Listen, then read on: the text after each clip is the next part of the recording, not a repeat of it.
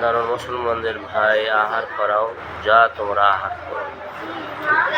আজারবাইজানের এক শহরে উতবা ইবনে ফুরকুত এর জন্য খাদ্য উপস্থাপন করা হলো, যাকে খুবাইজ বলা হয়, যা খেজুর এবং ঘি দ্বারা তৈরি করা হয়। যখন তিনি আহার করলেন, তা খুব মজাদার, মিষ্টি ও সুস্বাদু পেলেন। তিনি বললেন, আল্লাহর শপথ, আমরা আমিরুল মুমিনিনের জন্য এমন সুস্বাদু খাদ্য তৈরি করব। সুতরাং তিনি ওই প্রকার খাদ্যের বড় 2টি পাত্র তৈরি করলেন এবং 2জন লোক দিয়ে একটি উট করে হযরত ওমর রাদিয়াল্লাহু তাআলা আনহু এর নিকট প্রেরণ করলেন।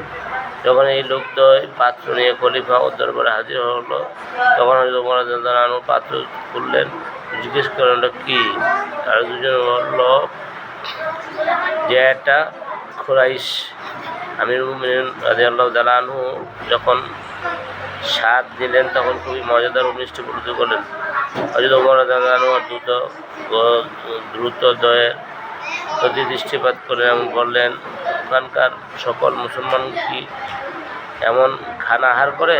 তারা 2জনই না সূচক উত্তর দিল। হযরত ওমর রাদিয়াল্লাহু আনহু তাদের বললেন, এই খানা ফিরিয়ে নিয়ে যাও। আর উতবা ইবনে ফুরকুতকে লিখলেন যে এই খাদ্য না তোমার পিতার উপার্জন, না তোমার মাতার উপার্জন, সকল মুসলমানের জন্য আহার করাও যা তোমরা নিজেরা আহার করত।